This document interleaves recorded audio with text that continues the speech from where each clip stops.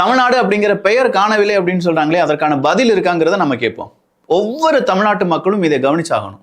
நானும் பார்க்கிறேன், பேருந்து போக்குவரத்து கழகம், தமிழ்நாடு அரசு போக்குவரத்து கழகம் தானே இருக்கணும்.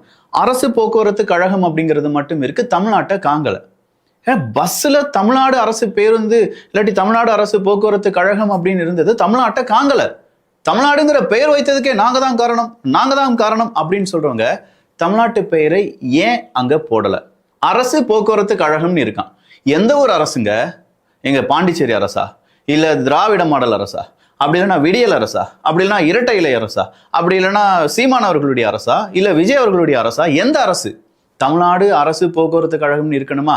தமிழ்நாடு அப்படிங்கிற பெயரை தூக்குனதுக்கான அத்தாரிட்டி யார்கிட்ட இருக்குன்னு கேட்டா தெரியலையே சாமி. மட்டும் கிடையாதுங்க, திருவண்ணாமலை அப்படின்னு சொல்றதுக்கு பதிலா அருணாச்சலம் அப்படின்னு சொல்லணும். என்னடா இது, அருணாச்சலத்துக்கு ஒரு பஸ் போகுதா? நான் நினைச்சேன் ஏபி, ஆந்திர பிரதேஷ், அருணாச்சல பிரதேஷ் அப்படிங்கிற மாதிரி அங்க போகுதுன்னு பார்த்தா இல்லையா.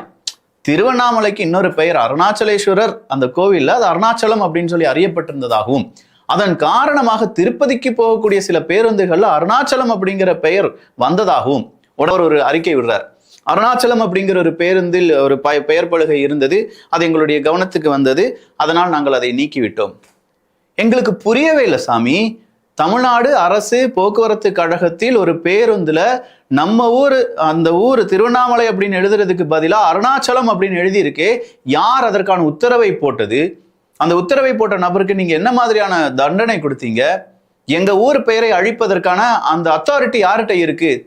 திருவண்ணாமலை அப்படின்னு சொல்றதுக்கு பதிலா அருணை மாவட்டத்துக்கு உங்களை நாங்கள் அன்புடன் வரவேற்கிறோம். இது எல்லாமே திமுகவினுடைய ஏதாவது ஒரு ஃபங்க்ஷன் நடக்கும் பார்த்தீங்களா, அதுக்கு பின்னாடி பெரிய ஒரு ஃபிளெக்ஸ் போர்டு போட்டிருக்காங்க. நிறைய ஃபிளெக்ஸ் போர்டில் அருணை மாவட்டம் உங்களை அன்புடன் வரவேற்கிறது. அப்போ அருணை மருத்துவக் கல்லூரிக்கும் அருணை மாவட்டத்திற்கும் என்னையா சம்பந்தம் அப்படின்னு கேட்டால் அதில் இடையில ஒருத்தர் தான் இருக்கார், ஏவா வேலு அவர்கள்.